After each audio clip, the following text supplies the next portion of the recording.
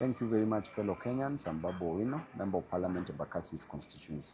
Today I want to talk about university education and how President William Ruto has failed Kenyans in matters education. The students who did their KCSE exams and are being admitted at different universities are around 800,000 students, of which the government's intention is only to sponsor 45,000 students, which means that over 750,000 students will not be sponsored. The lowest course, that is a social science, is costing around 300,000 Kenya shillings per year, which means that a Mboga in the village, a Bodaboda rider in the slums, a Mjengo person in any part of this country must part with 300,000 Kenya shillings per year.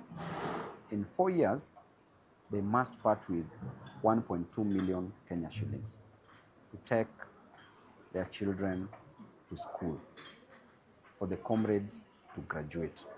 This is not going to be possible. Why? Because a Mboga on an average only gets around 200 shillings per day, or even 100 shillings. On a good day, 200 shillings. How long will you accumulate 200 shillings to get 1.2 million if you're doing a social science? Meanwhile, if you're doing a science subject, a science course like medicine, then you must part with 600,000 per year. This gives us a total of 3 million if it is going for 5 years, or 3.6 if it is 6 years. And this is not achievable, which means that in short, we are killing education in our country. William Ruto himself is a product of a university. In fact, the other day, he even did his PhD and is now called a doctor. If you value that education that much, why are you destroying the lives of other Kenyans? Why are you destroying the education system in Kenya by only providing 45,000 chances to the students based on neediness? And I want to tell you that of the over 800,000 students who did their exams, they are all needy. Because what is the criteria that you will use to select on a needy student? Every student who comes from the village is needy. Every student who comes from the slums is needy. And there are those who are coming whom their parents were able, but some have retired, some have been sent away from jobs, some have passed on. These are needy cases. Therefore, this idea of only selecting 45,000 is not viable at all. The other day, we saw our students rushing to help offices to apply for this scholarship, to apply for help, and you saw the system was down. And that can clearly tell you that the government is sabotaging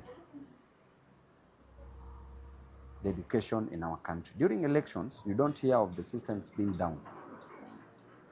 When education is involved, the systems are down. Our students are sent back to Huduma centers.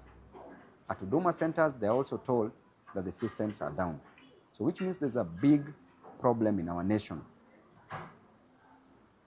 And if Ruto himself was a beneficiary of boom, during that time there was something called boom. This boom was a grant. The students were not repaying it in terms of a loan because it wasn't a loan. There was no help during that period, but he benefited from it together with Gachagua, and that is what has made them who they are today. That is what made them steal elections. And I can tell you guys clearly that you need to sober up. You need to bring this house in order. We must recognize these children, and we must know that it is only education that will salvage these students from the bondage of poverty, from the shackles of poverty. You have to know that these students are chained by poverty, and you have to salvage them, whether you like it or not. Furthermore, these students, you advise them that they should join universities and nobody should send them away. for fees. Once they report to various universities, how are they going to be accommodated? How are they going to get transport? Money to pay as transport from various villages, from various slums to various universities. How are they going to buy food? How are they going to generally survive in various universities? I advise the president to go to the old way